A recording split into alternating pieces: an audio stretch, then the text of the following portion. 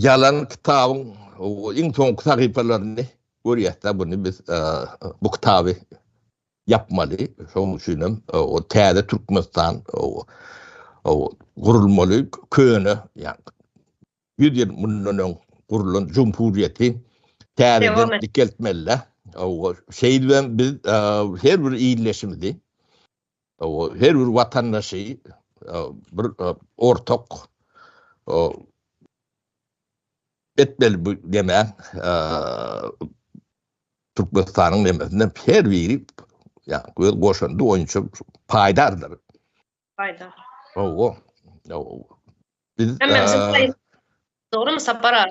Hemmemizin hem payımız var demek oluyor.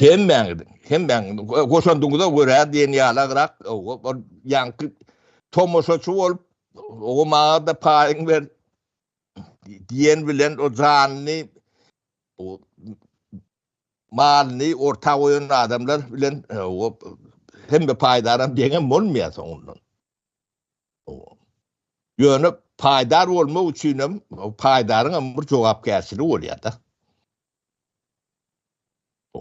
Ne şu cevapkârsiliği bilmeyen, bilmek istemeyen o yalanın içinde o boğulup kalan katlak var da o bir de kıyın düşen yerin fotayları o bunu köp tadı o yani birinci klastan